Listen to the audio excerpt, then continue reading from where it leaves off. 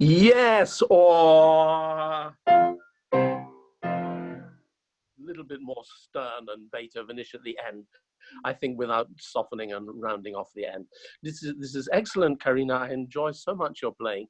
A lot of spirit, a lot of grace, humor, and everything, and you know, a lot of pianistic confidence, which is really lovely to behold and enjoy. It just once or twice seems to just hang fire a little bit. I wonder quite why that is. I mean, I think these things are just so humorous.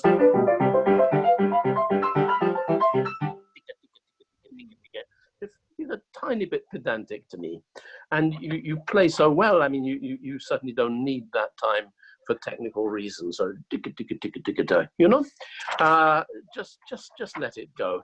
Right. Okay. Let's go back to the beginning. You know, all the early editions in bar 5, they have straight semiquavers. You know about this?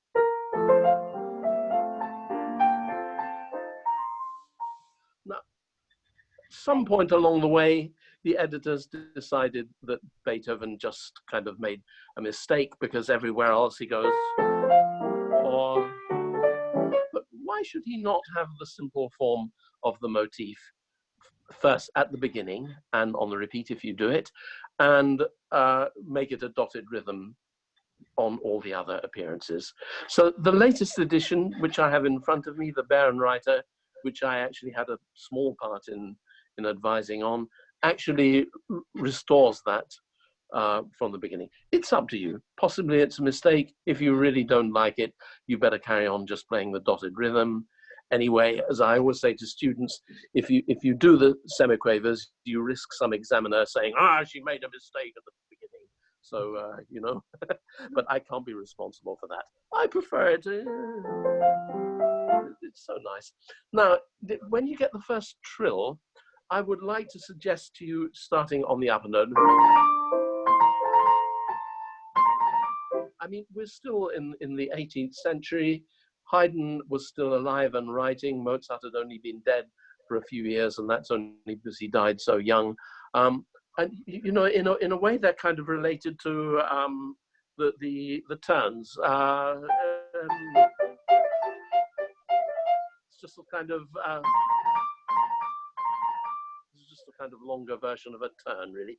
It's a little bit harder to do, but you only need 6 notes. And this, it's always, I mean, you manage extremely well. It's always difficult, this bit, because it's very lyrical, and yet we can't hang around. You know, we have to play more or less in tempo, but you manage absolutely fine. What else?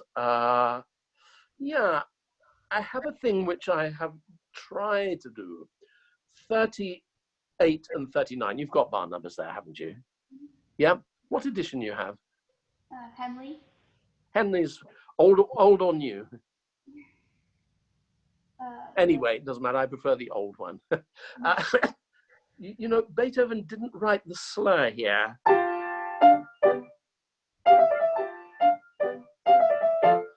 And the left hand is staccato. So it's fun and it's nicer. And I think it's probably what he wanted. If we imagine behind this, and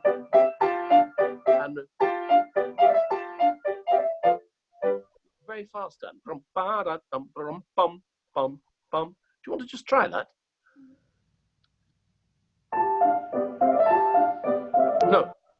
No, you're doing and then staccato, very fast. You can think like a triplet 30 seconds and 1/16. Sorry.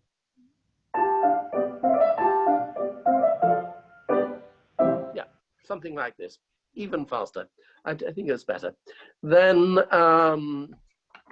what else? We'll yeah, in this funny development, he just takes his cadential motif and then basically he builds the complete development on it. And when it goes into the left hand, you know, why don't you bring it out a little bit more? I have this theory, or I kind of know that the general public will always listen to your right hand unless you really spell it out to them that you want them to listen to your left hand. So we always have to kind of exaggerate the balance when it's so if we play, you can bet your bottom dollar that the public's going to hear, and so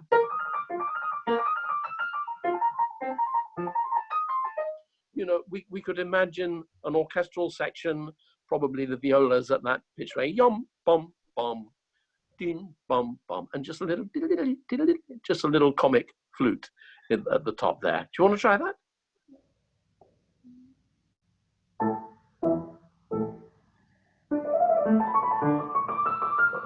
Bum bum bum. Yeah. So I meant later on, actually. It was at the beginning here. Because we just heard the motif, it kind of works okay. But it takes me to a point anyway. If you carry on there, I found 77 onwards just a little bit boring. Maybe we can imagine a word like swift. I mean, it's not fast. It shouldn't sound sort of panicky or something, but just a joyful run through a meadow or something. A little more animation there. So try the development again.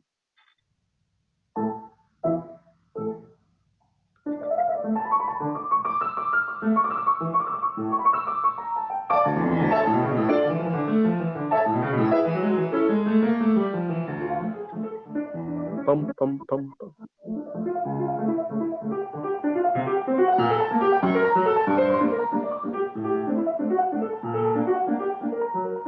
Yeah, can I just stop you there? I think both hands could be a little crisper, you know what I mean? So left hand, I mean, it's only like a comic opera accompaniment or something. Io sono so docile, io canto da da da da da, you know? And the right hand, I think you are sticking to your triplet 16th. I was get right off the thumb and lift the hand on the second one. It's just a little bit sticky.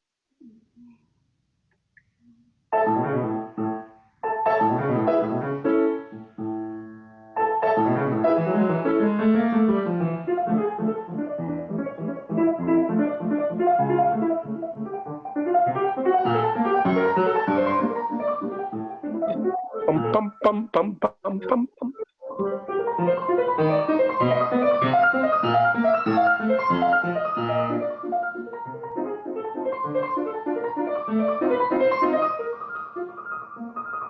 Left hand.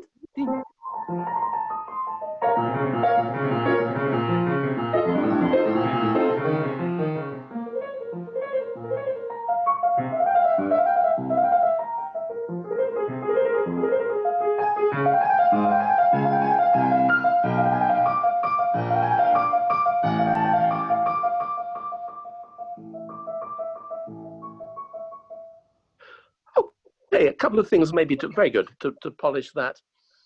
You know, it's a little more interesting melodically from 83, 84.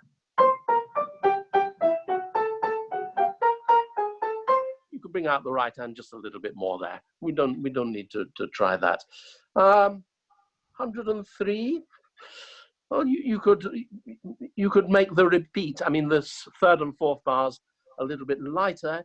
Then you have more possibility to crescendo.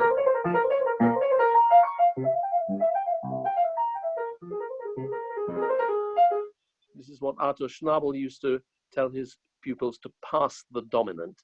It's a little bit of a strange comment, but the dominant should be light after the strength of the tonic, in this particular moment, B flat minor. And then I wouldn't change the length of the left hand notes. You know, they're kind of motivic and orchestral. I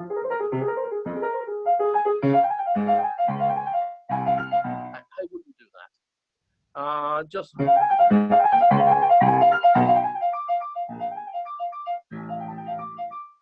then it's all the more dramatic when you get the whole note on the A natural.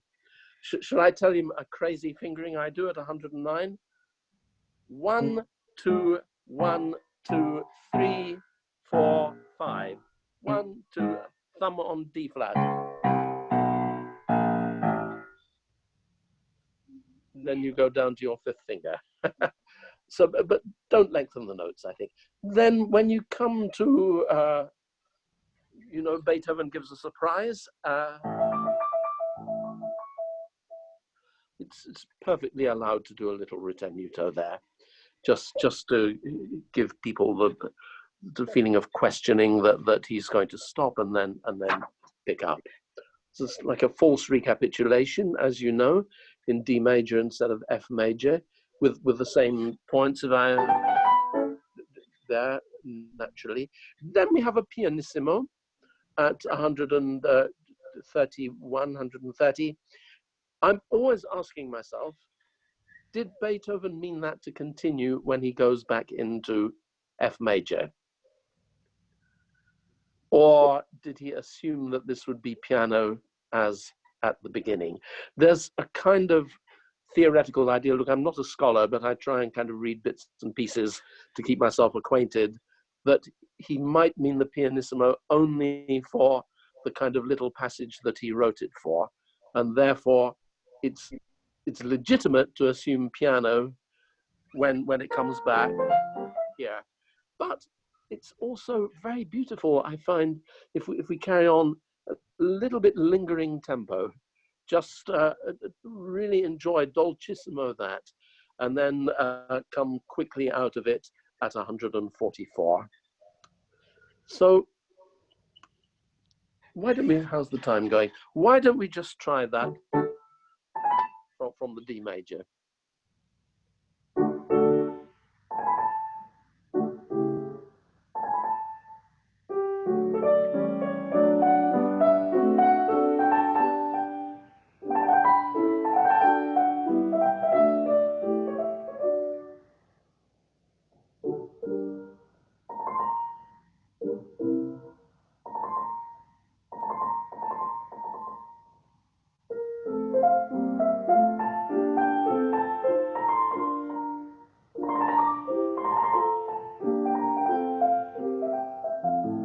Yeah, I think you need a little time to get used to this, but in this case, don't do the kind of swell, the up and down. Well, I even did a little bit one myself there, but we could keep it very still there, and then the rest of the movement sort of takes off. By the way, okay, the trill you need to look at, but I should say also that we should probably do the grace notes on the beat.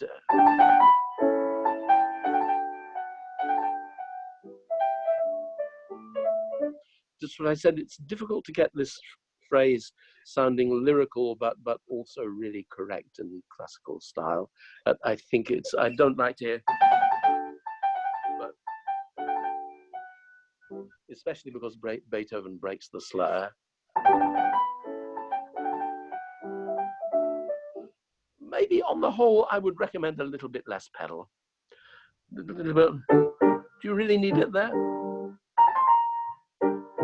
I mean, it's, or tiny pedal, just to stop it being too dry. Depends on the piano and the acoustic as well. But, you know, try it with less pedals so that it all sounds more athletic. Okay. Yeah, I noticed another bit where you held up these. I think I said it before. Very fiery. Yeah. Just to bring that to your attention, but I think now we should go on to the Allegretto.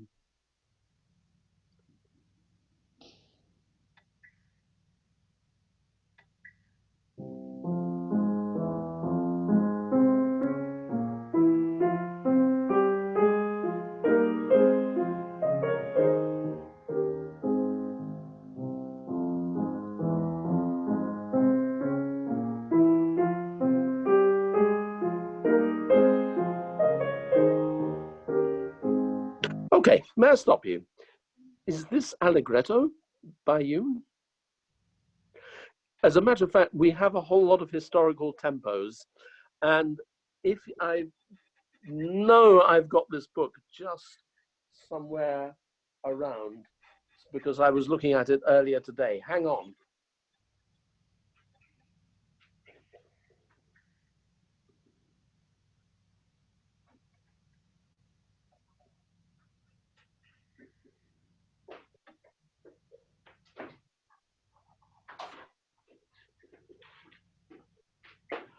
There we are.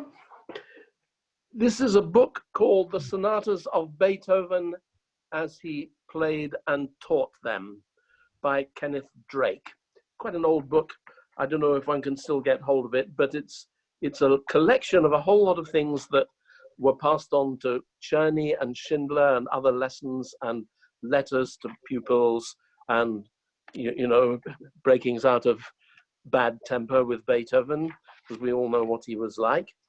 And one thing it's got is a collection of historic tempos, including some tempos that Beethoven himself passed on to Czerny. And this Allegretto, Opus 10, number 2, Allegretto, dotted minim equals 72. Well, actually, that's about...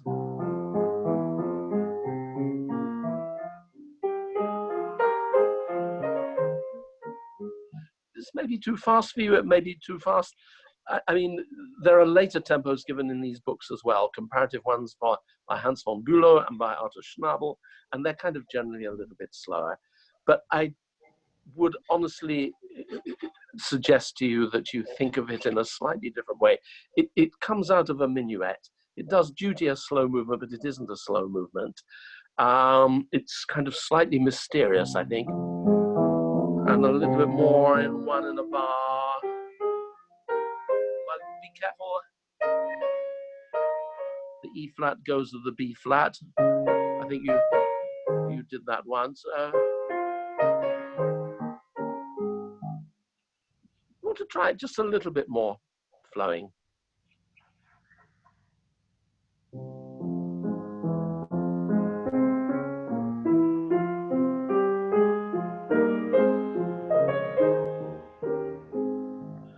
something like this, I think. Somehow it's, to me, this is in two textures. I mean, there's this very bare unison that's somehow different.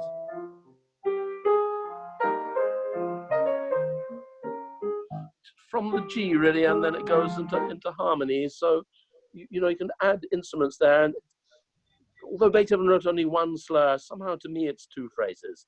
Da dee da da da da da dee da da da da ti dee dee dee dee dee doo doo, to warm it a little bit. Try.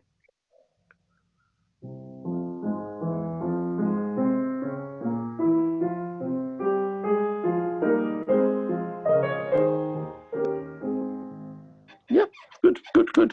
And I think the tempo hasn't quite settled down yet, but think about that and work on it.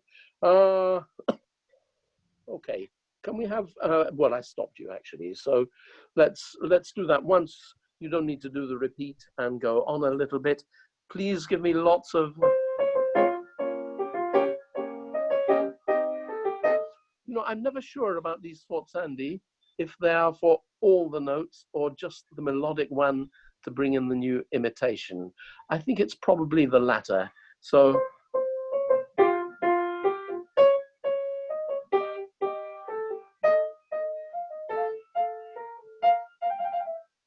You see what I mean? Not that easy to do. Okay, play from the beginning. I won't stop you for a bit.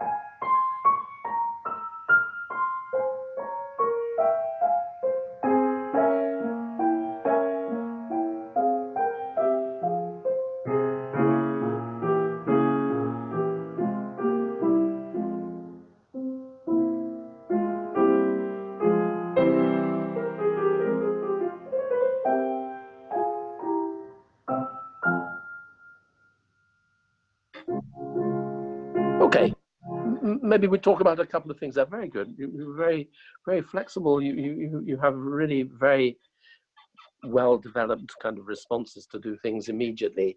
I love those sforzandi. I don't quite know what the mood of this is. I don't think it's actually terribly sad. I think it's even sort of half humorous, but a bit kind of gloomy.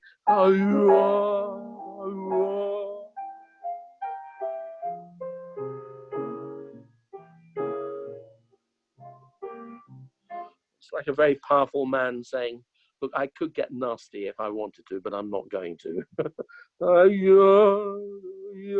I think you could lean a little bit more on those sforzandi and not to be afraid of a fortissimo.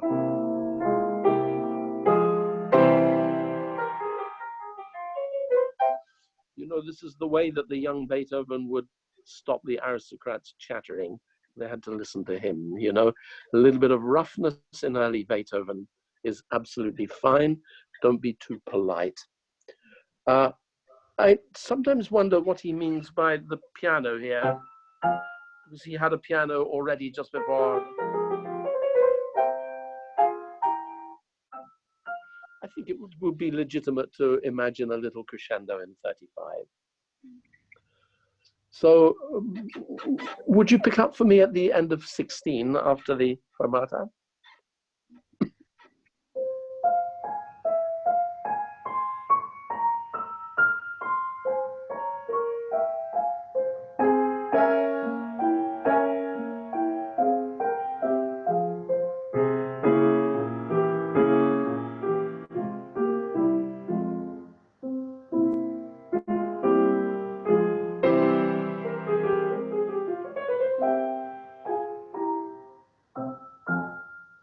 Very nice.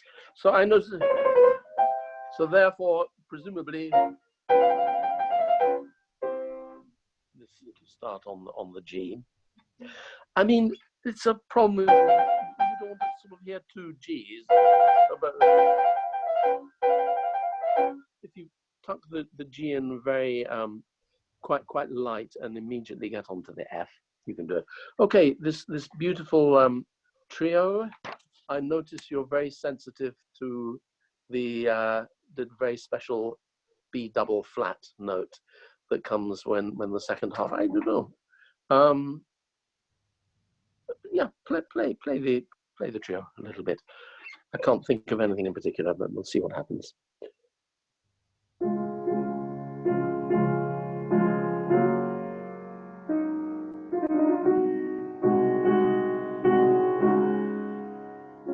Yes, okay. I think this turn can be before the note. I'm not sure that I haven't actually even read somewhere that that's what Beethoven wanted, rather than we shouldn't disturb that. Don't make the pianist's mistake of playing only in the upper line. It's so many pianists do this. We want to hear the whole beautiful chord.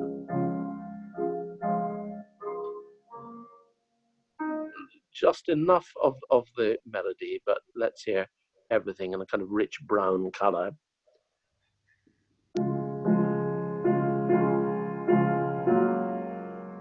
Only pianissimo, because we had mainly piano up to now.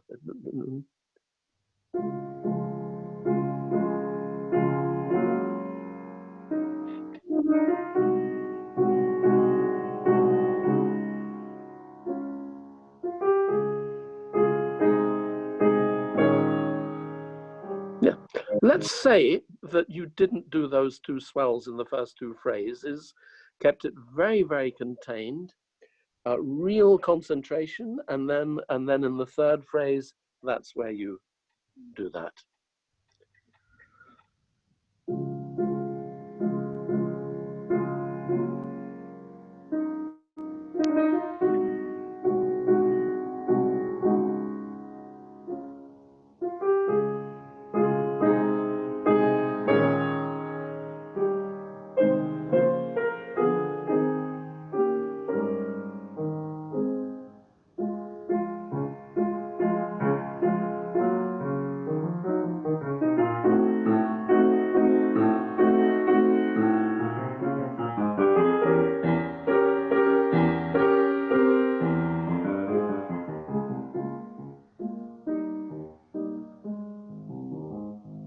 Yes, whether this piano is subito or not,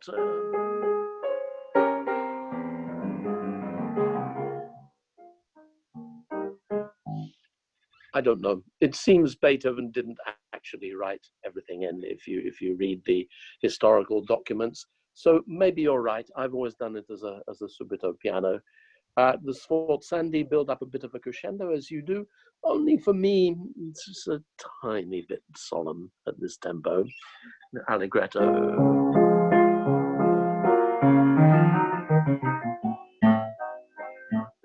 Little more humor and lightness in it, especially because the first you do absolutely beautifully, but when it comes back with the staccatos and the sforzandos, just let it go on a little. Do you want to try?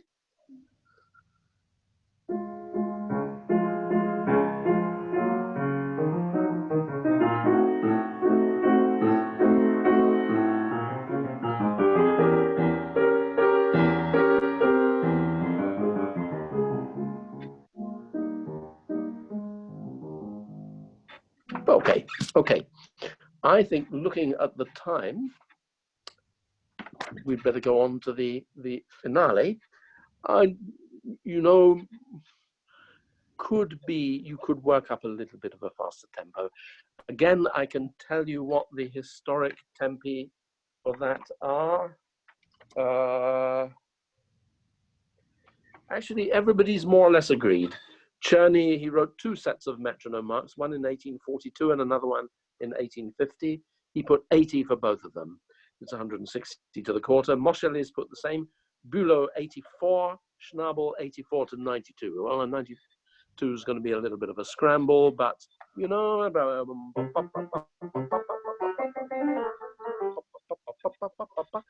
and really staccato. I find the staccato just a little bit lacking in vitality. Want to try a bit? Don't go faster than you feel you can play at the moment.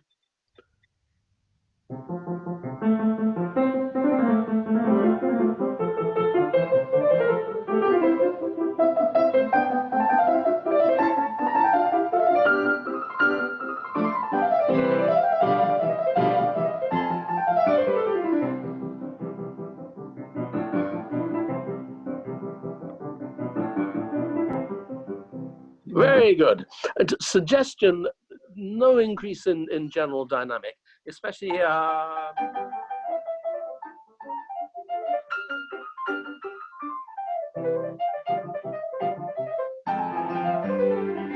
it's real outburst of sort of comic temper there is nice. You want to just try it like that once?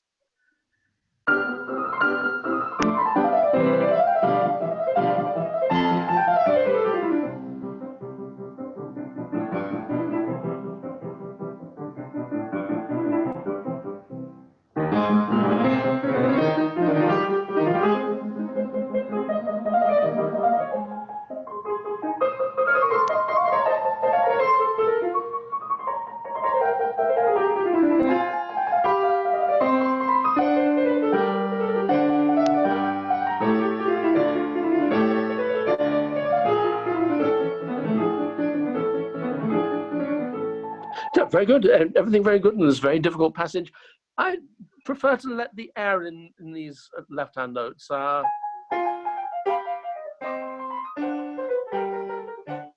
don't see why they have to be legato exactly. The kind of horn or trumpet note, boom, boom, boom, boom, boom. You know. So I take the hand off and not join them by pedal. I don't know, would it be possible to just pick up there? Sure it would. 51.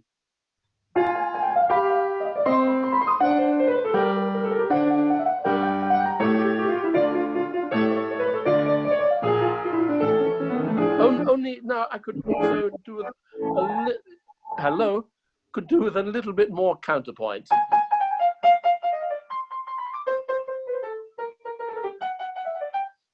Which he syncopates, you know, he starts right hand, left hand, and then he does it the other way around. Did you try that?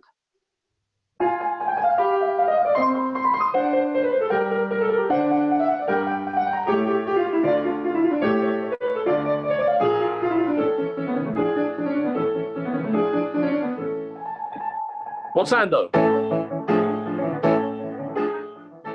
forget the sforzandi.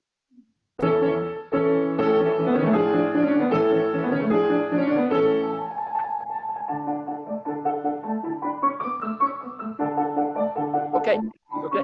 I think we have to finish there. Yeah, that's very good. Very, very nice. Enjoyed working with you. Hope to see you in person next time. Thank you. Bye-bye.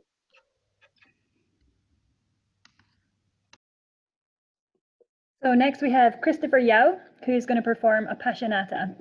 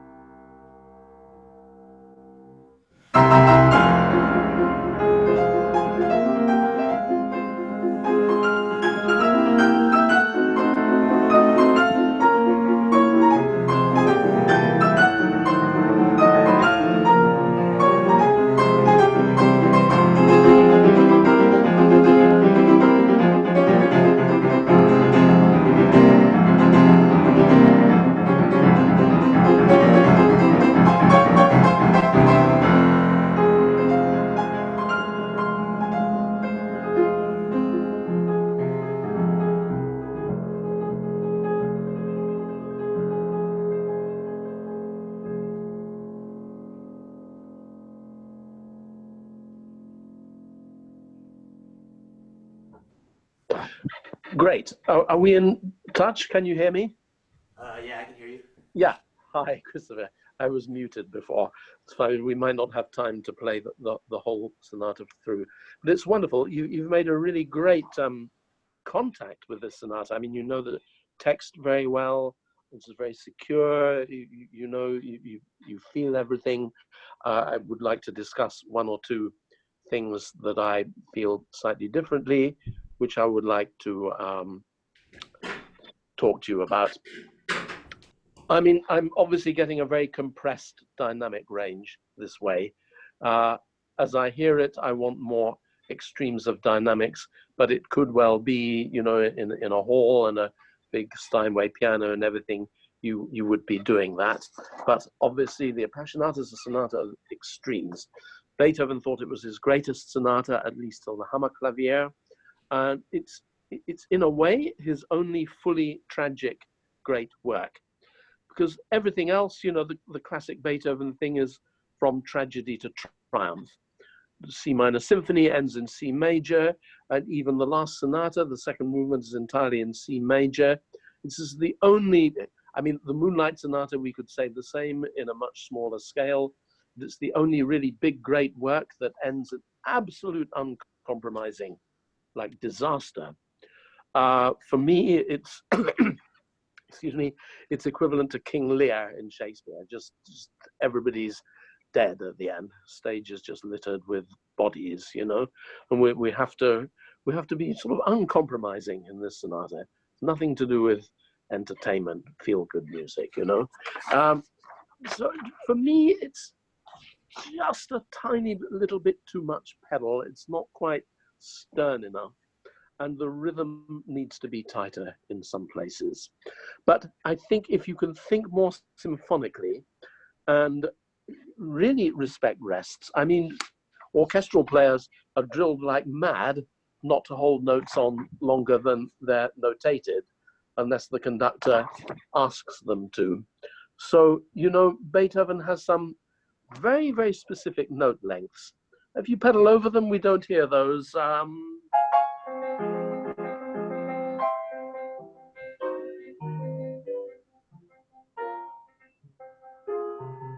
And it all means something.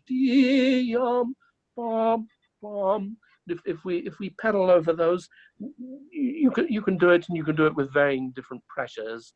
But I would advise you to really pedal strictly with the notated length in those places.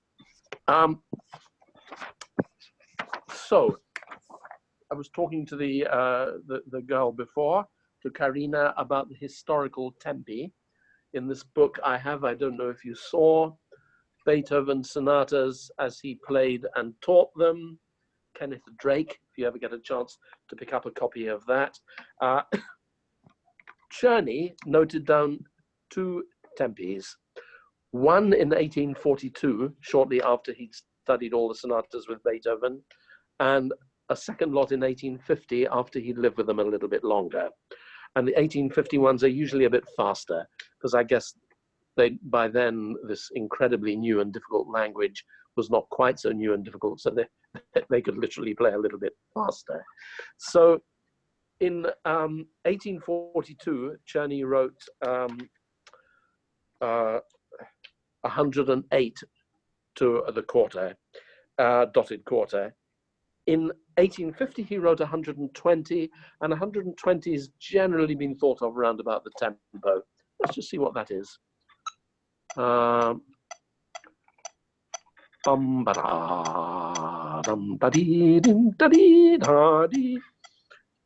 little bit more uncompromising than yours. Yours is a little bit kind of ruminating very beautifully around the piece.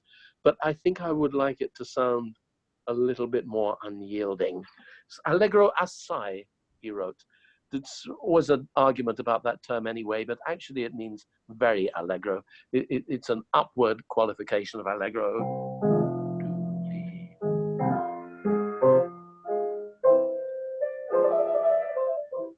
I would go for something more like this.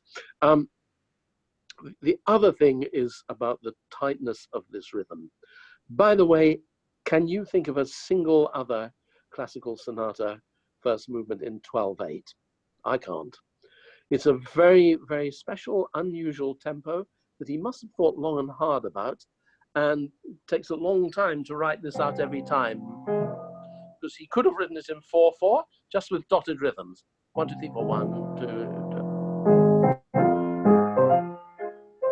So he went to the trouble of notating it in 12 quavers, and this rhythm must be adhered to. And it's very difficult. It's very difficult, especially when we want to play more cantabile in the second subject.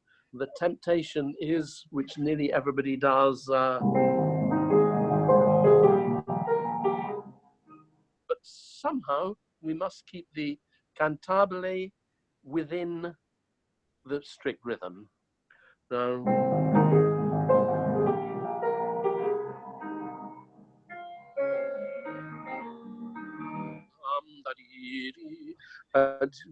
with a bit of tone, careful movement in the octave to keep the legato, using the fourth finger as necessary, but not converting it into di, ya, da, da, ya, da, da, da, da.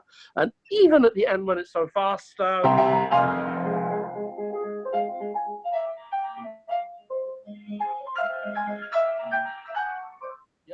we've got to keep that absolute vitality of that rhythm. So this is the most important thing I would tell you. In bar 3, I don't know why. I mean, I never heard people do this. This comes on the beat.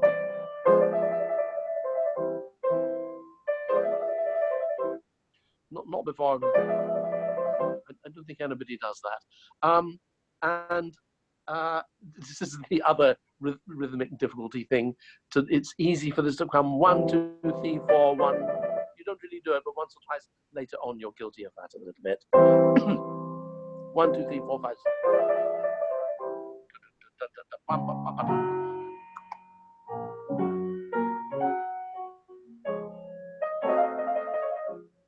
3, 4. Try the opening again.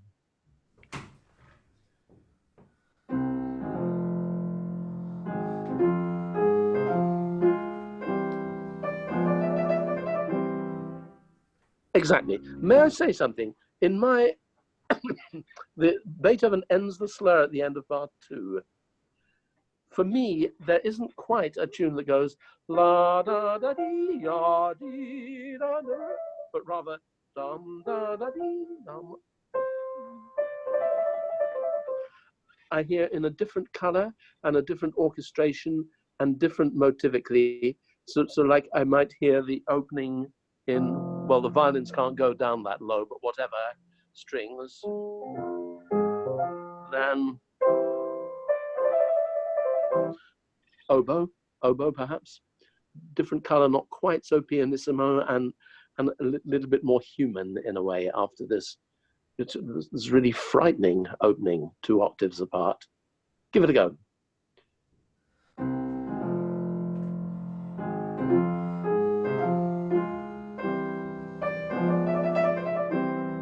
Yes, so in a way that's right. The cadence is, it's counteracted by the left hand moving still up, but something like this, I think, is a little bit closer to Beethoven's intentions. Yeah, I mean, when you get the crashing chords, why don't you just go for it? Da ga da da ga da da ga da da ga da da. This is where it's beginning to get a little bit loose to me, really. So do you want to try that from there?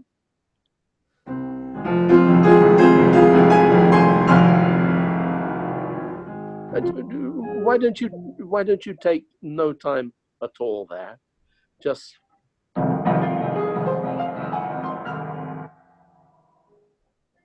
because otherwise you break the motif. The listener still has to feel dee da da ya da da da da da.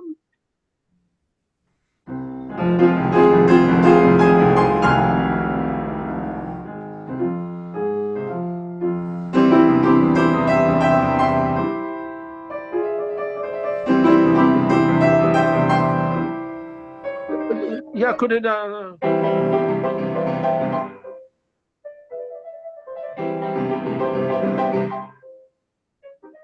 Just lift the pedal at the end, but go more or less straight in tempo.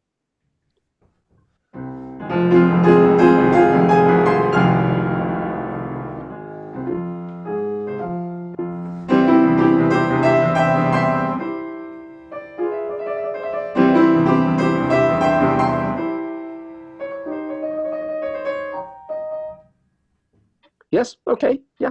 I think it wouldn't be any harm at all to just prepare it with the metronome to 120. So you know then what you're deviating from.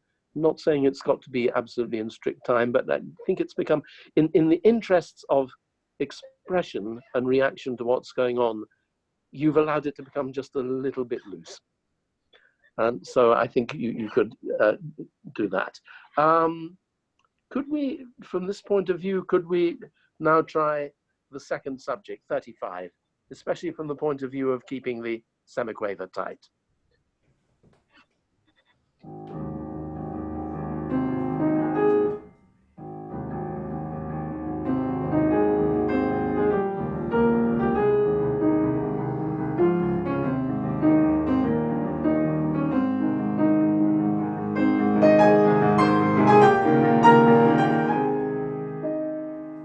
Yeah, if you, very good, thank you. If you look at Beethoven's slurs, the second phrase is actually starting from the F, from the subdominant.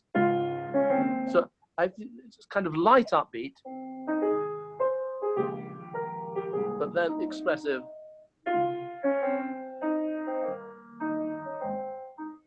With a feeling of breathing before the F. So the two phrases aren't actually quite the same, which they rather are with you at the moment. You try?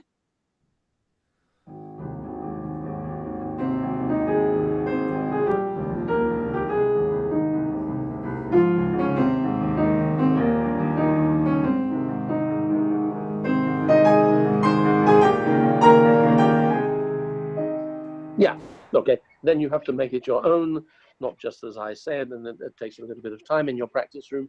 Hold the crescendo back, 39, do more of it on the second bar. It's kind of, you haven't got too much further to go then, and it gets too loud. Okay. Yeah, it's fine. You know, I'm very much not in favor of.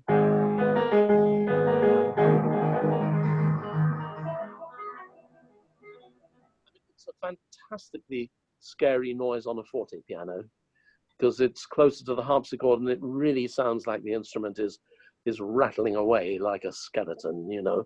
So could we just go into that? Maybe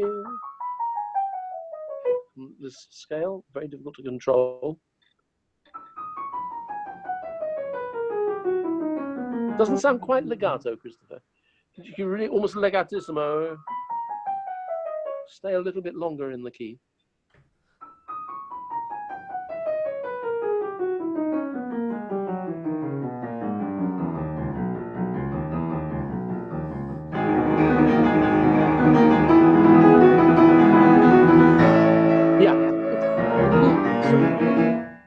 If I may, to me that sounds a little too legato. I mean, there are no slurs there. Could you really work your fingers like mad and imagine that it's non-legato? You can go straight there if you like, whatever you want to do.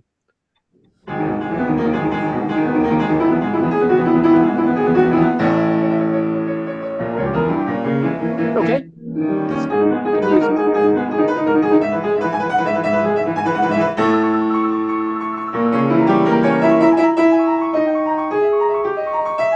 Okay, thank you. I think this is much more exciting, but I put no pedal on these.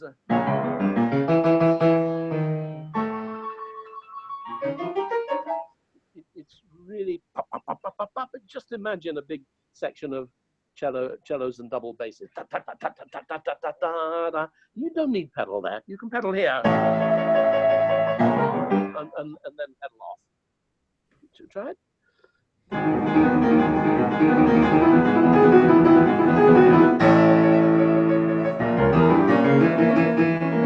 No, some more staccato. Really off the key.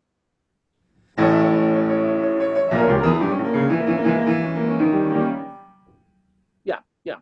If ever you get to play the Mendelssohn D major cello sonata, you will find that he's copied that at the end of the first movement, and it's wonderful. We probably should go on if we're going to cover the other movements. Just for some reason, the tempo in the development doesn't seem absolutely stable. For some reason, you seem to go a bit faster on the right hand. So you just fix that. Just that comes over. Then we talked about the note lengths, and then we have the same thing. It's very exciting, your build up, but keep it fortissimo all the way down 125, 6, 7. You know, don't go down and come up again. It's I think Beethoven can take the full pressure there. Subito piano like mad at 134. But it's pretty good all this. Then we have the same thing. When we get to, well, you know, structurally at 204, sorry, about 204, this begins the coda. It's an immense coda and it's in several parts, but because the exposition, sorry, so that's,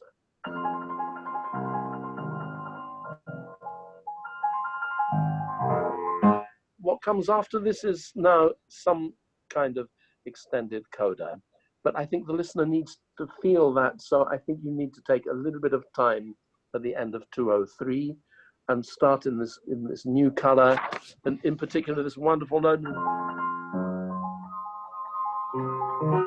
This is now the kind of pathos in the first movement. It's so beautiful. The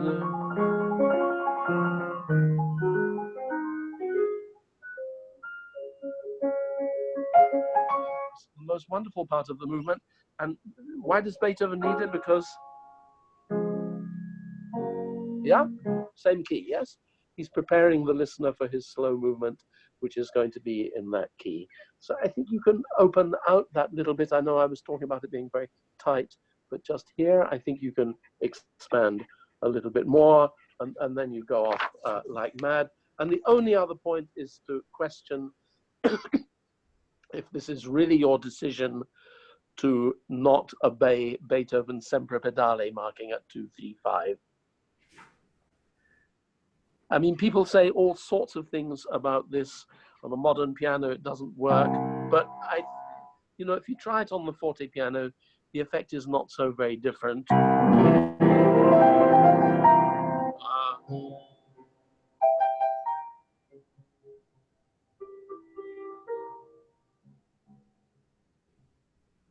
mean, if you really listen to the tone, I think it works absolutely fine.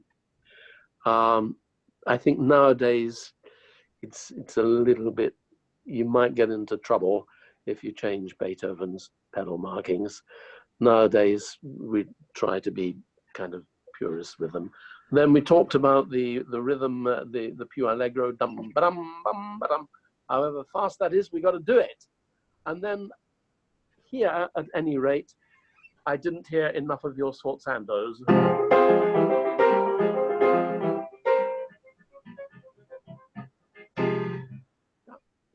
If you back just slightly away in the dynamic to a kind of simple forte, then you can get real sforzandi within that. And then, of course, you come out of that into a real fortissimo after the sforzandi. Let's have the andante con moto. It's funny to ask you to do it without repeats, but I guess we should probably try to not do the repeats to get through as much as we can.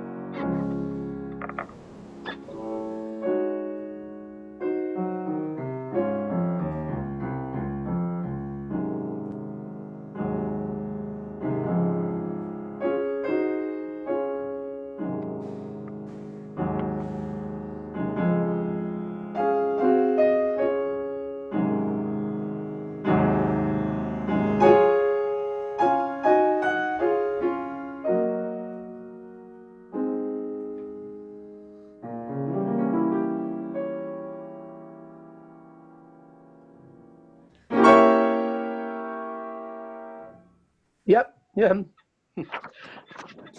I tell you what, my pet hate is people who go at the end.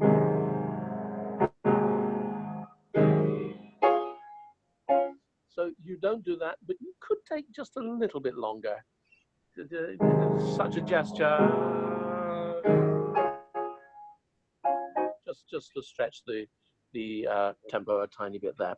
I love your tempo in general, perfect. I only think that from the second variation, you could let it flow on a bit. It's normal, I think, for this movement to gather a little bit. And then kind of mounting ecstasy. And then as you come,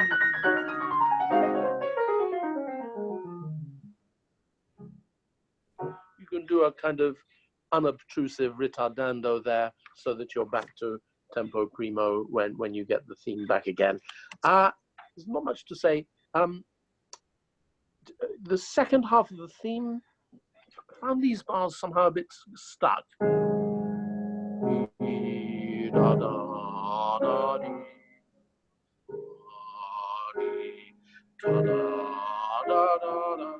Absolutely no sentimentality. Don't do this. It's kind of processional.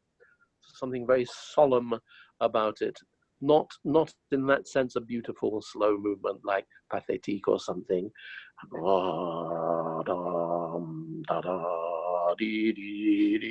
Keep it in tempo. The first variation, I often wondered, it's somehow not Beethoven's. For me, if we try to make it too nice, it doesn't quite work. So I play a little bit shorter these notes,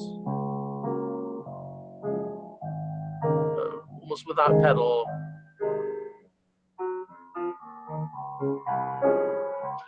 It's like a little bit of deconstruction, just the motifs and the harmony, and nothing much going on, and I wouldn't worry about it. Also, in the second half, watch your rests. It's very easy to pedal across these.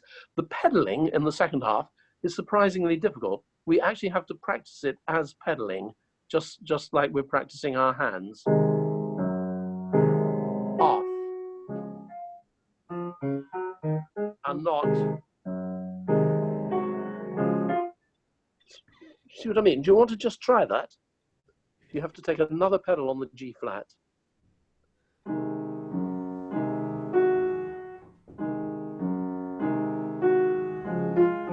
Yes, so I just really want to hear bum, bum, and not bum, bum, bum.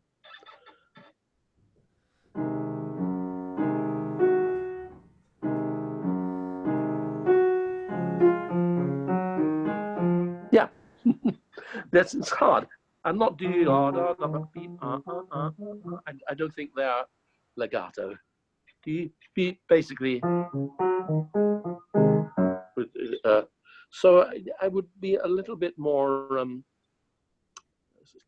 kind of objective in this variation. If we try to make it expressive, as I said, it doesn't somehow say anything. So, and then the extremely beautiful next variation, but I would only like you to concentrate a little bit more on the left hand, where the theme is.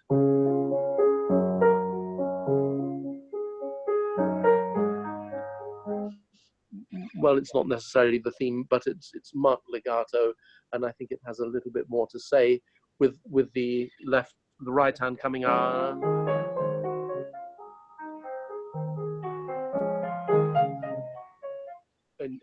In the second half there. The next variation, just let it spill over.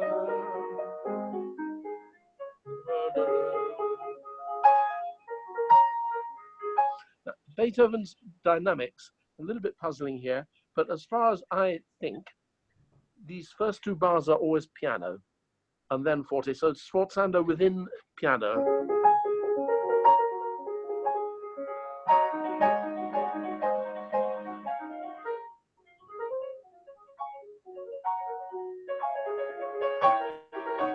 It's the only way I can really make sense of these these fortes. So 2 bars piano, 2 bars forte, I recommend. In bar 62, if you look at the new edition, and not, and that's partly my fault, but there's a letter Beethoven wanted to correct the plates. He crossed out, he seems to have changed his mind an awful lot, but the final decision, as far as we know, is actually E flat and not E natural. And my rationale for that is, at the beginning, he's actually in consecutive fifths,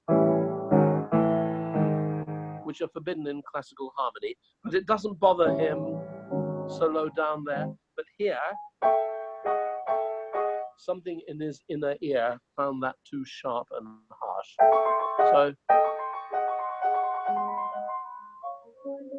So you know, you might like to take that on board. One other thing, then we try and do just a little bit of the last movement. I'm sorry, there's just so much to talk about in the sonata. You must lift the pedal. You must get those semiquaver 16th note rests here at 74 and 76, etc.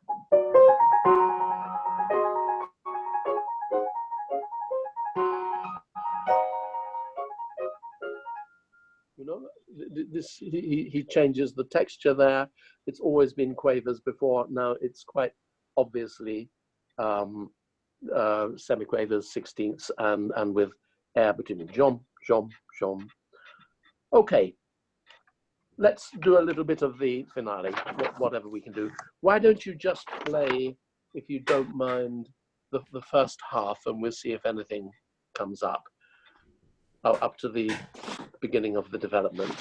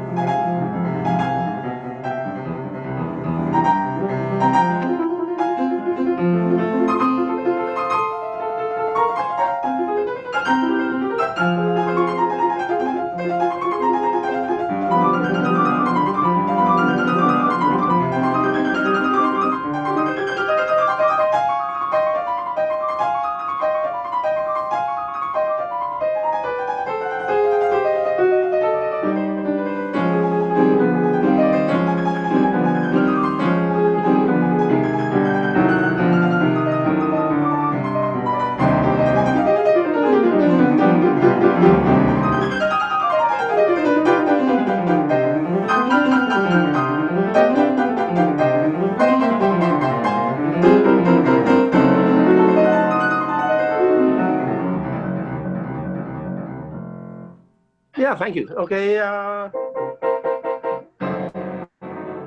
fortissimo.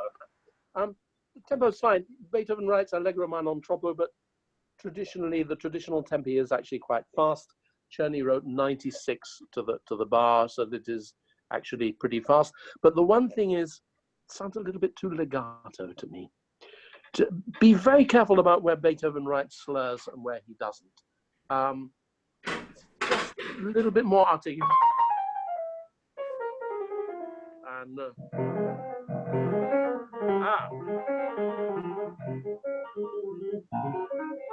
so nice to play without any practice. But if you just like Bach gone mad, you know, it's a little bit too romantic in the sound quality.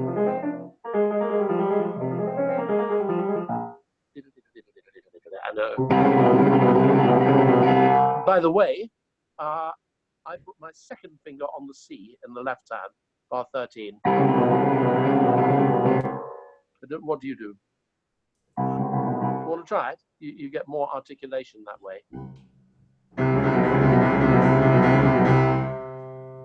Yeah, and then you cook it later on. So at the beginning, your rhythm isn't quite tight. This comes too soon. One, ha, ha. Just play that for me. Really feel where the second beat is.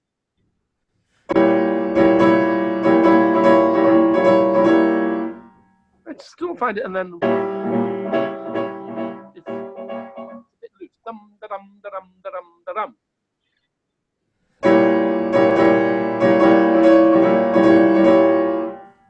Good. Now the quaver seemed too long to me. The eighth note. 1, 2, 3, 4. 1, 2, 3, 4. Perfect rhythm is all we need.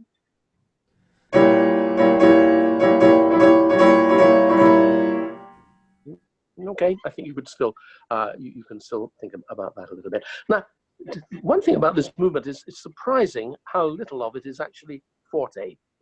Sometimes I think, like I was saying in the Andante, we can interpret Beethoven's marks a little bit. So if we assume that at bar 50, we come back to piano again,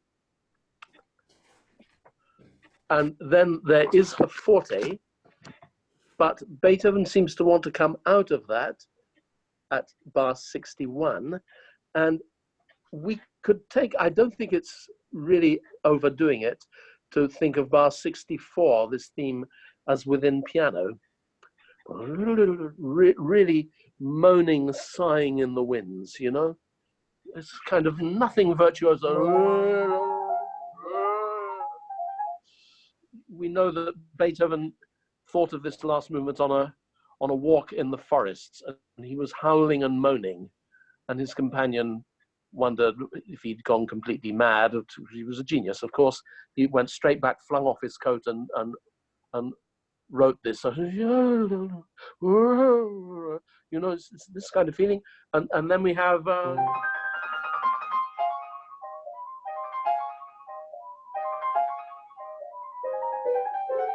you know, kind of all in piano, so that basically bar 96 can be kind of subito forte. So I'm afraid, I know I'm going to get into trouble. We've sort of run out of time, but just to finish, Christopher, why don't you play from 64, just go into it if you like, through to that forte, and see if you can keep it largely in piano with the incredible imagination of sonority and color.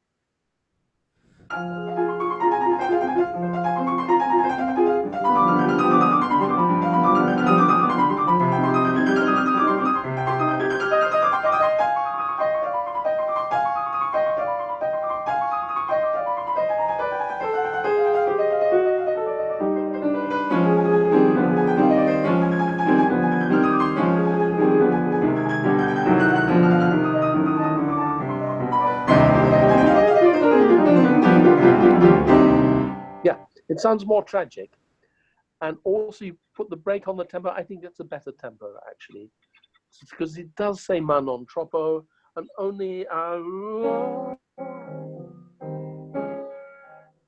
didn't quite come away from those sforzando pianos. And I'm afraid we really need to stop there, but thank you very much. I would love to get a chance to work with you on the whole sonata. Thank you.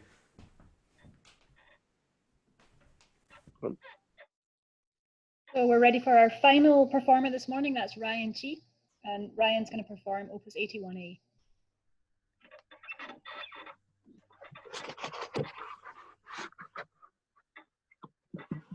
Hi, Mr. Jacobson. How are you doing? Hello. Hello. Good. Hello. Good.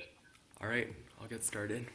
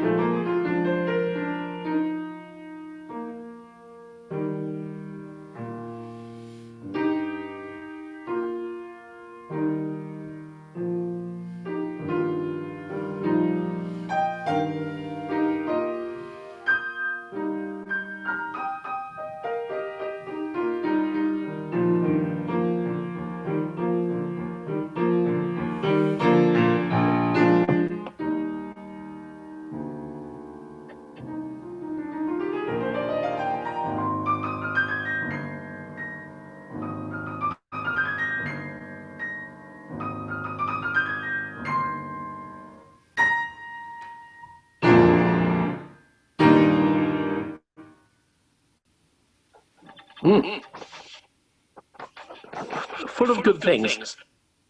Oh, wow, I'm getting myself fold back now. I don't know why. Can you hear me? Yes, I can hear you. Okay, I'm getting a double image of myself. I don't quite know why that is. I can turn on my microphone if that's the problem. Well, that's fine for me. And you can still hear me? Yes. Good. Okay, so we're on. Fine. Thank you. So this is really Beethoven's only explicitly programmed sonata. Leberwohl and the absence and the return. So I think it's always good to have a kind of story in your mind of what's going on. We know it's about the departure from Austria of Archduke Rudolph, isn't it? Is that right? Yes. Yeah. So his patron had to leave Vienna, so it was one of his main supporters. So it's quite heartfelt, but it's still somehow classical. For me, it's maybe a little romantic in the sound quality, and I don't know if this is your considered tempo in the Allegro. For me, it's a little bit slow. I think it can be just more.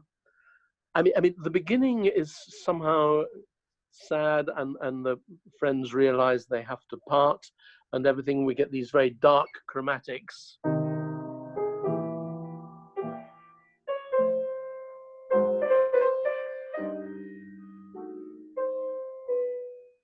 Very questioning, very dark, and then it goes through. I would be darker here. Let it continue dark. We get this big surprise. And somehow very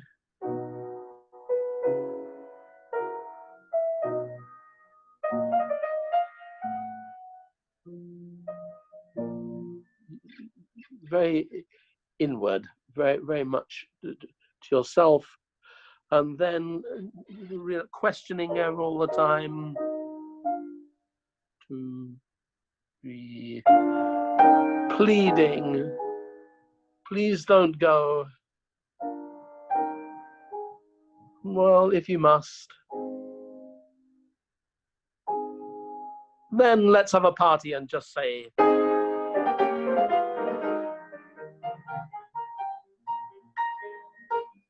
let's get on with it, let's get down to the port, or the coach station with the horses, and get all the luggage on, and just a little bit more businesslike in the Allegro.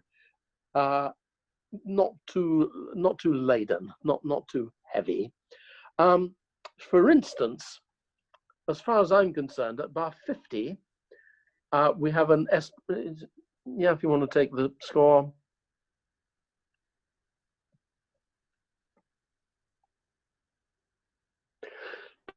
We have an espressivo marking repeated 4 bars later.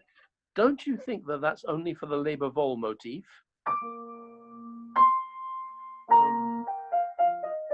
Leberwohl. And not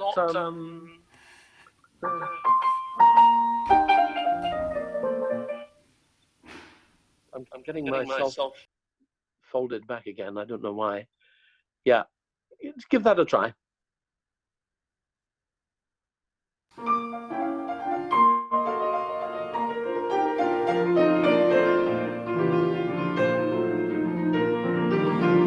Yes. This is me. So you'll notice that this slur doesn't go from the B flat. It's not B da da di da da da. Leberwohl. There's the pier I've got to get to. I think it's Leberwohl espressiva, then da ya da ya da da, and not slurred. Don't do a finger legato from the B flat to the G.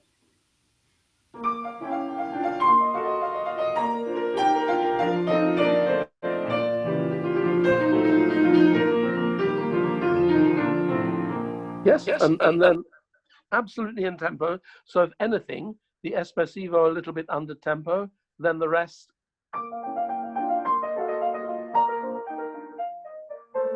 Dee da da da dee da dee. A little bit more classical. Think of the conductor. Dee da da da dee da dee.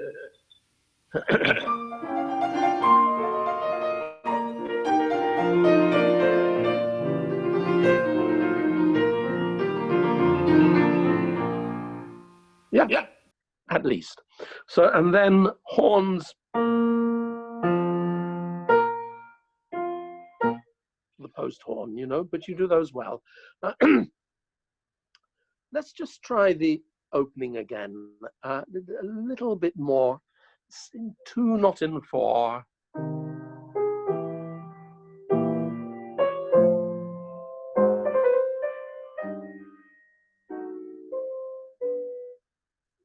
Not too heavy in the expression.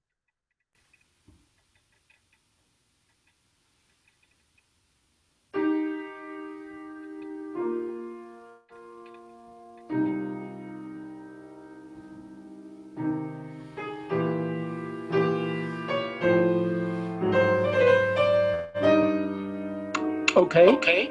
But there's no crescendo marked there. Only from bar 4. Could we keep it contained? Mm-hmm.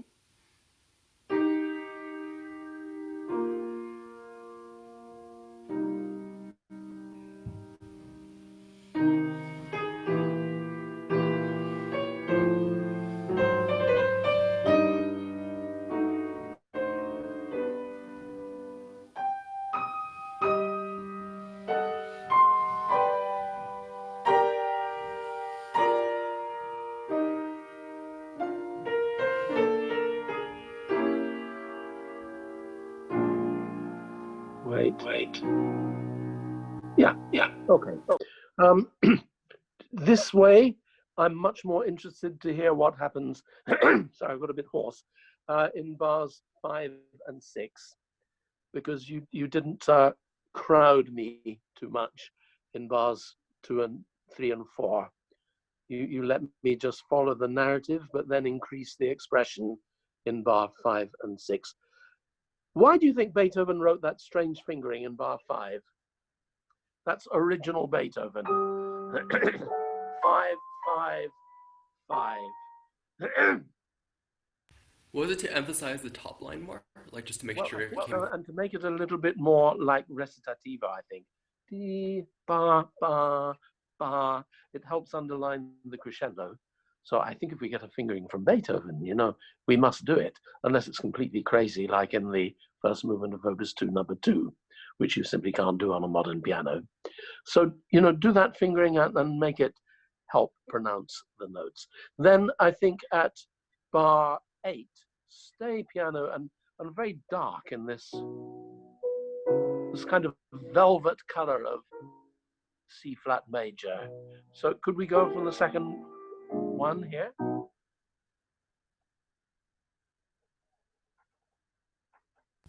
Mm-hmm.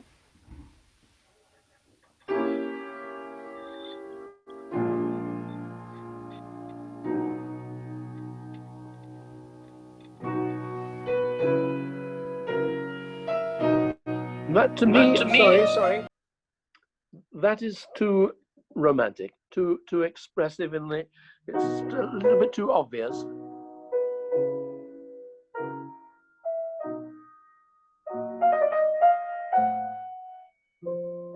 Can you keep it very contained, very like private emotion, really?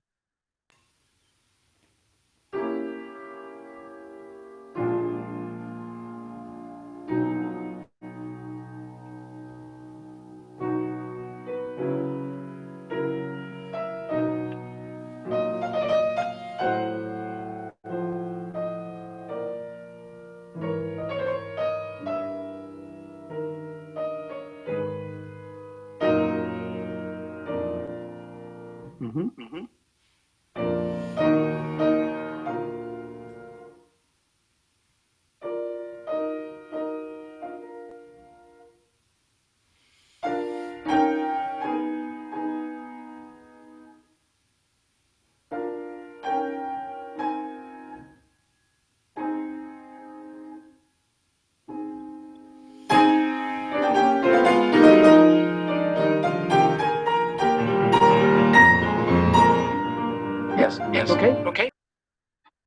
see, this is much more like musical thinking. It is more philosophy and just human emotion rather than piano playing. I mean, sometimes you know we learn to do these things when we're quite young, be expressive, shape phrases, and I sometimes think we spend the rest of our lives unlearning to do it, letting the composer just speak for himself, especially a composer as great and mature as Beethoven at this point. So, for instance, in bar 20, you are doing a crescendo not marked, but it spoils the one when you get it. So,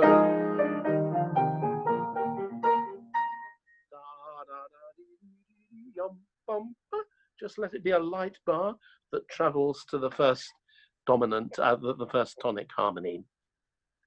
I suppose we should try and avoid and obey Beethoven's tenuto just. I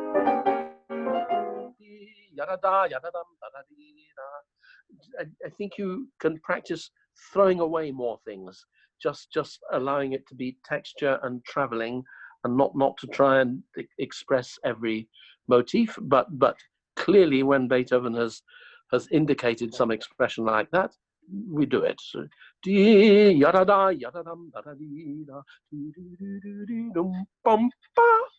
want to try it just from the Allegro?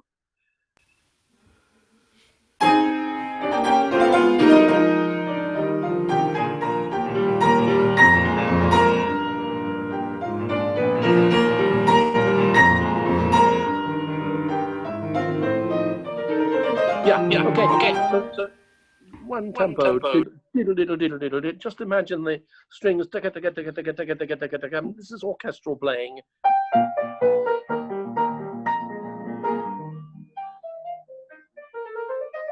I mean, we have to get the right hand expression within absolutely regular left hand quaver motion, I think. And just a question about the pedal. I don't want to be absolutely pedantic saying you mustn't pedal through rests. You know, we may have a different conception of that, but I don't really. I mean, why not do short pedals and yum bum and actually let those rests be audible? Let a little bit more air into the texture. Do you want to go just from the bar 21? I'll start from there. 21, yeah.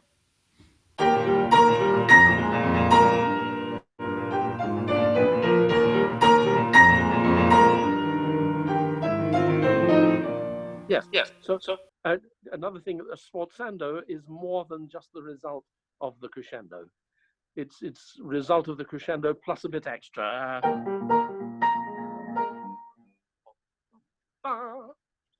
And the second one, I suppose, more than the first. I don't know. I never know quite how to do those two bars. But anyway, a proper sforzando, you can hold it up just a fraction of you can articulate it. Yeah? Correct? Sure.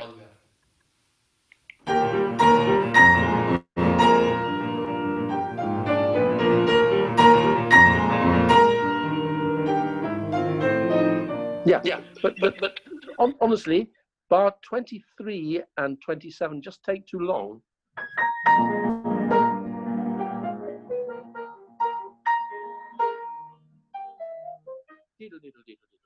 Let your left hand be the time beater.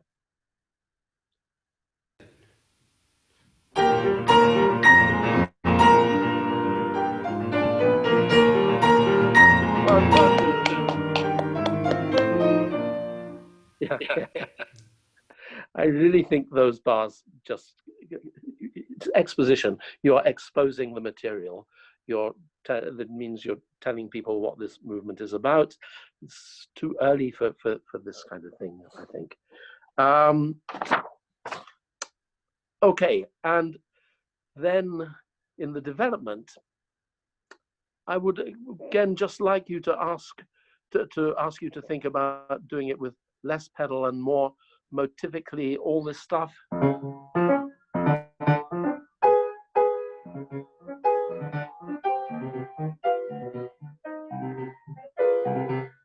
You know,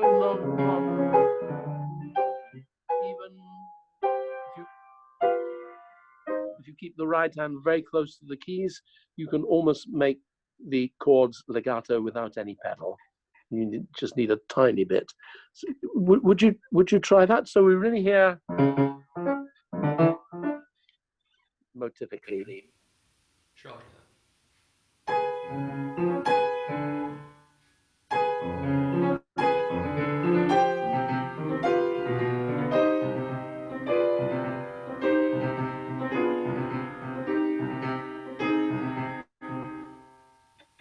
Yeah.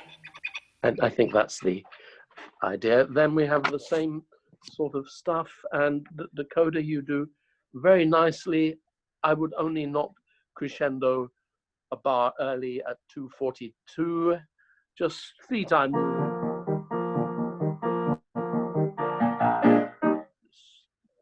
Do it where you wrote it. All right.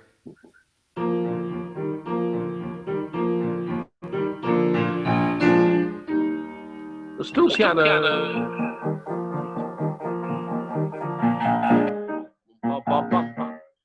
The left hand leads the crescendo.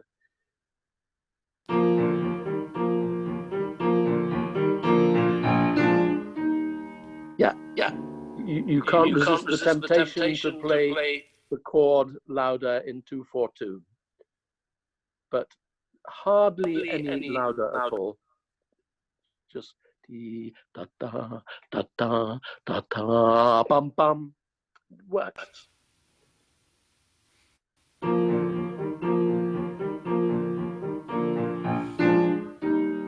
Yeah. That's fine. That's all makes it less romantic and more within a classical scene painting. Should we go on to the Abwesenheit? Second movement. Okay. Yes, let's do that. Can you hear me? Yes. All right, sounds good. Second movement, please.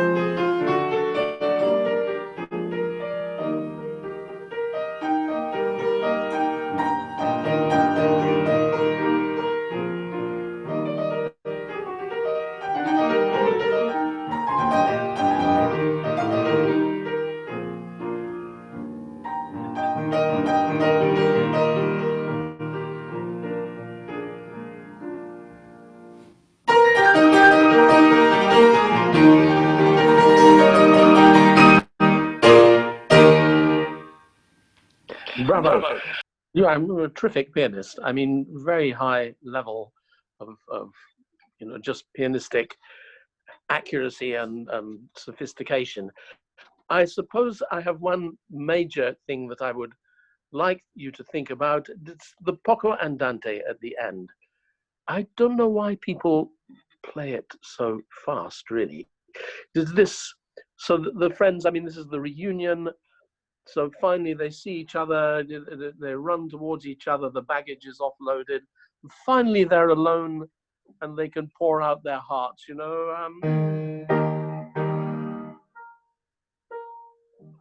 see you again.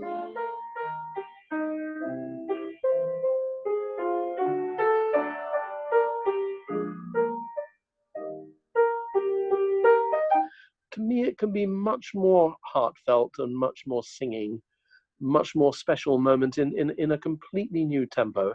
It sounds to me as if you just play it a little bit slowly and a little bit slower than the main tempo. And for me, it doesn't make the effect.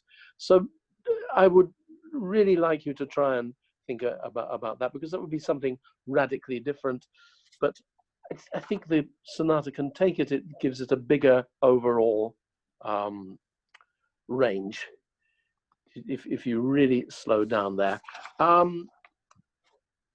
Going back to the Andante, well, you know, Beethoven wrote, he preferred to use German at this time, but the publishers forced the conventional Italian terms on him. Andante espressivo, what he wrote was in gehender Bewegung doch mit viel Ausdruck, in going motion, but with a lot of expression. The historical tempo for that, I've been talking about these historical tempi that come from Czerny, is 72. And you'll find that a bit of a shock to the system, the way you've been playing it. It's actually something like this.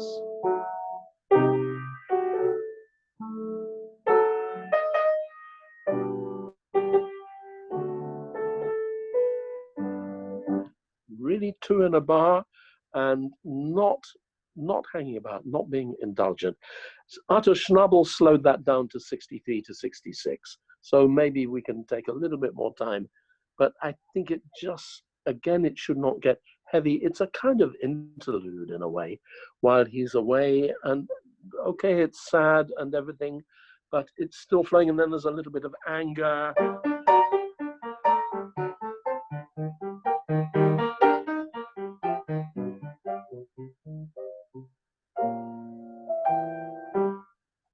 One interesting question is, I think you're thinking of moving to the second quaver. And I've often wondered about that, but I think it's better to do it the other way around, with the meter rather than with the harmony.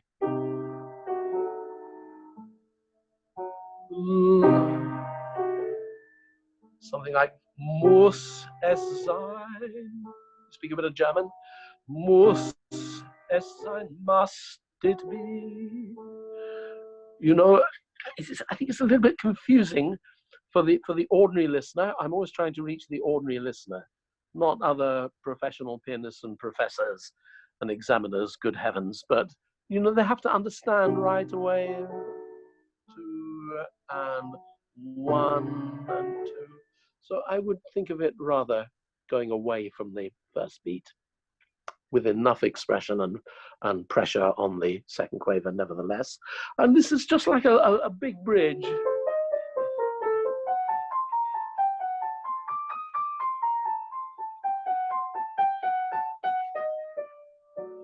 To take us to there.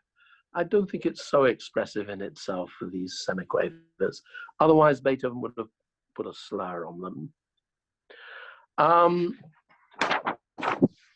Then, well, I love your tempo for the vivacissimamente, strange word, im lebhaftesten Zeitmasse, in the most lively tempo, but you didn't always keep it up. I think this movement just goes like the wind with no let up at all, apart from take a tiny bit of time there. But one thing that came over strange is that when you got to the main theme, it wasn't actually quite even. It wasn't quite simple.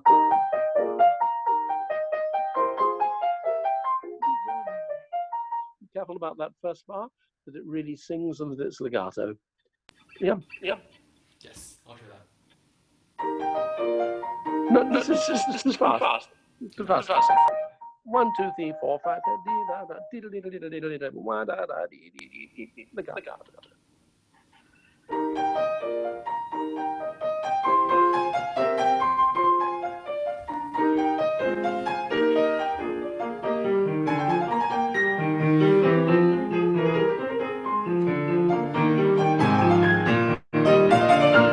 Yes. Okay.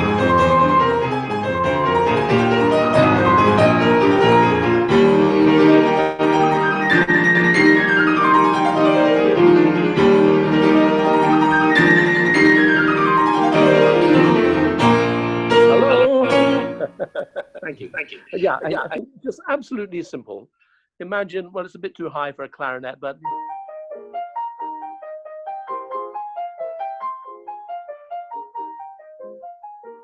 don't do another swell here, like I told you before. That's a shame.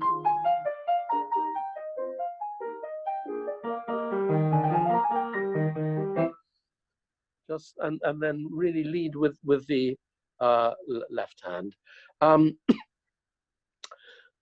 Well, pedaling, I think it's worth trying to stick with Beethoven's exact pedal mark at 30.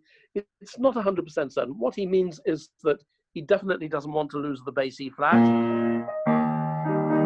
Maybe he would have liked pedal there, but why not try it?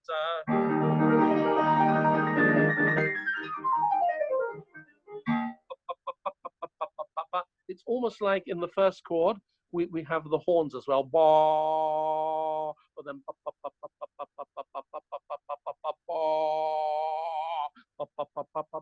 it's quite fun to do that without pedal. And nobody can say you're wrong because that's what's printed. That's what he wrote. Have a go. Sure.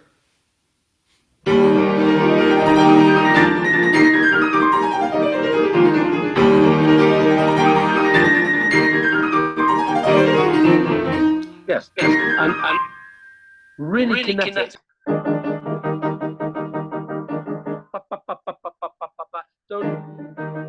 Don't phrase them. Just yeah.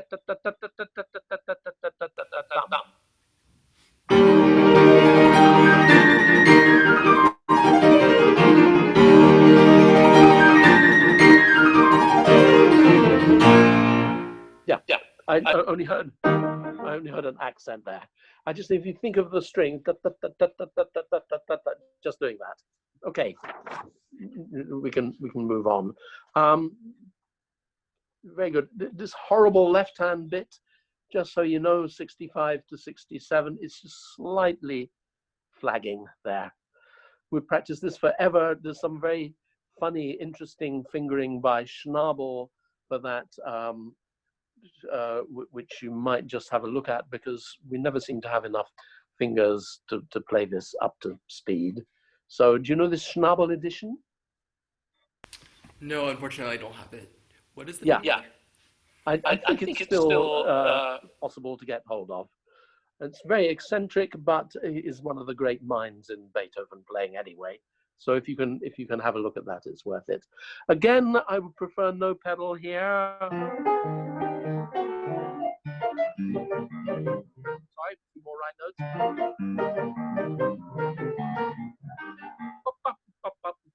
Surely it doesn't need. Beethoven writes sharp staccatos there.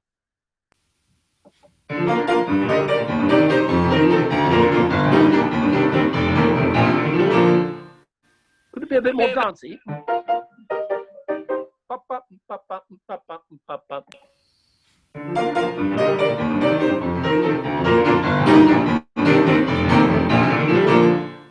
That's nice. That's nice. Your development is very nice, very well handled. At 104, you could perhaps show the counterpoint a bit more.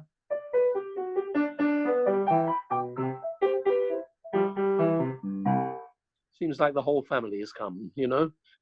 We'd hear each new voice coming in. You want to just try that? I'll try that.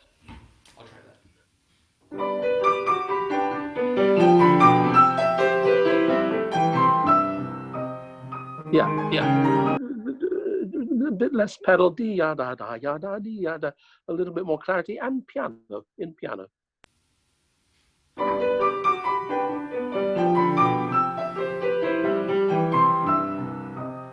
Yeah. Well, we talked about then everything all comes back the same, and we talked about the Poco Andante already, and I'm just going to tell you not to do what I did the first time I played this piece ever when I was very young, which I thought, thank goodness I've got to the end, and I played.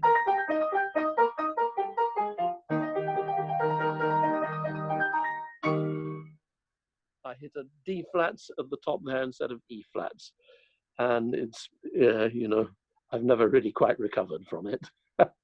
But I don't think you're in any danger of doing that. You play extremely well. I think we have to finish there. So thank you very much. Thank you very much for the suggestions. Like, they were very helpful, and I'll keep working on this piece and keep your advice in mind. Thank you. Wonderful, wonderful.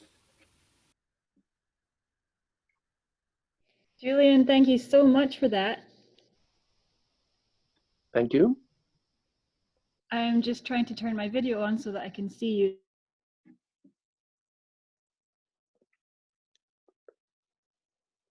There we go. Hi. Great. That was absolutely wonderful. And my head is swimming with the wonderful partnership across the Atlantic here with the American Beethoven Society and the Beethoven Pianist Society of Europe teaming up the way we're doing, and I think it's great, and I hope we can continue to do more. Oh, I really hope we can, and of course, not only by online, internet, remote, but we probably have to face the fact that this is going to be more and more now. But we still look forward to some real space and time. Yeah, and of course I should say that we were planning to hear you perform this afternoon for us. You were supposed to be here in San Jose. Yep. We were going to hear the Hammer Clavier and the Tempest, and I sincerely hope we can postpone that to some time before too long. And what a lovely way to end as well on the return of that Opus 81A Sonata, so we can think ahead to when we can all leave our houses again and be together. That's a lovely idea. Julian, do you have time to hang around for 5 minutes just in case anyone has any questions for you? Yeah, I've got nowhere to go. We're not allowed out. I guess it's what, 8:30 where you are almost? Yep. Yes, almost. Great. Well, we've got 19 people here, and I just wondered if anyone, including the students who've just performed, or any of our guests, have got any questions for Julian, who knows the Beethoven piano sonatas inside out. So, good chance to ask anything. I actually wondered, Julian, about your slightly mad experience. Oh, sorry, Ryan has a question. Yeah, I had a quick question. So, Mr. Jacobson, what was it like to play all 32? Like, I'm wondering, like, how did you prepare for that? Because that's just like such a large amount of work and such a feat to play all 32 in one recital. Well, it's a pretty mad thing to do. I just woke up one day and I had this idea. I wonder what on earth it would feel like to play all 32 of them in a day. And I did some timing, and I realized it was possible by omitting the exposition repeats, and the idea wouldn't let me go. And I didn't want to get to my age now and think, well, I had an idea to do that, but I didn't, I thought it was too crazy, so I never did it. So I went ahead and did it. But I mean, the first time I had already given something like 5 complete cycles over a normal course of, 9 or 10 concerts, 8 concerts, depending whether they're lunchtime or evening. So I just took about a year to prepare that first marathon, and I went through every sonata again, and then that took about 6 months, and then I started putting them together, and then as I came, I just played more and more of them in a row, like 8 together and then 12 together. But I never did the whole 32, as I thought I'm just going to have to leave that for the day and just trust that it worked. That makes sense. Julian, we have a question from Gwendolyn Mock, who I believe you know quite well. Oh, I won't be able to Gwendolyn's answer it. In fact, Gwen, can you unmute yourself and go ahead and speak? Hi, Julian. Wonderful. Hi, Gwenny. How are you, my sweet friend? Yeah, we're all right. My question has to do with the tempo issues that you brought up, because I know that when we play on historic pianos, the actions are very light, they're more shallow, and the tone decays much faster. So how do you think this particular change, as the pianos developed and became heavier as time went on, how do you think that this has influenced the playing of these sonatas, and have we really perhaps moved too far away from original tempos as a result of the change in the instruments?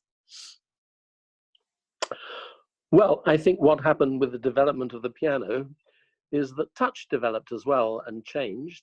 It changed to be suitable for romantic music, fuller and richer with more arm weight and more legato. And therefore, people would, they might tend to play Beethoven sonatas in the same way, with that richer, fuller tone, and therefore slow them down to accommodate that kind of touch. But my absolute conviction is that a properly set up modern Steinway, we can play with exactly the same touch and sort of density as we can on a forte piano. So it's just a question of finding the right touch for Beethoven with less arm weight, although of course he's very transitional, and early Beethoven is different from late Beethoven anyway, which would add more arm weight. We know, for instance, that he actively disliked Mozart's sort of non-legato touch, which he called choppy. So already we're playing with more arm weight with Beethoven. So, I'm going round in circles, but I think that influences the fact that Tempi would slow down, because people would be using slightly the wrong kind of tone quality, which is not a tone quality that you can even get on the historic pianos. But they don't have to use that tone quality. And if you don't, you can play at the brisker tempi that Beethoven asked for. I only refer to this because when Ronald Brodigan came to play twice as our artist in residence, and he used the 1823 Broadwood, one of the things that really captivated me was that the tempis were quite a bit faster. And then he, of course, played not with a lot of sentimentality, but with a tremendous range of drama and character. And I think it really brought, at least to my ears and other people who I think were there, a completely different way of hearing Beethoven's sonatas. And I think today's lesson that you gave, a lot of it was trying to lighten up a lot of what some of these students were doing. They were getting bogged down, I think, in tempi, and maybe being too expressive. And maybe, to me, I'll leave it to the next person, but I have a lot of interest in this issue of sentimentality, and not to play with so much sentimentality unless it's for. Well, I got a lot from Ronald. I have his set. We know each other, and as you probably know, he's now the honorary president of the Beethoven Society. Julian, I have another question here. This is from Ellen Chen, who is watching along but isn't able to speak. She says, have you ever come across the first movement of the Appassionata being notated in 4/4? I think this came from Robert Taub in a previous masterclass, who had said that that is what Beethoven originally wrote. So I presume that's early sketches notated in 4/4. And so the implication there is that it makes the playing the 16th in after the, I'm trying to translate here, but basically it has implications for rhythm in the first movement. And is that anything you've come across? No, I never heard that, but I'm absolutely delighted to hear it, because I actually, if I may say so, I sometimes have said to students, I bet Beethoven actually first of all thought of this in 4/4, and then he realized that he wanted a tighter rhythm which was more bound to the, as it were, triplets, which then become quavers in the eighths and the 12/8.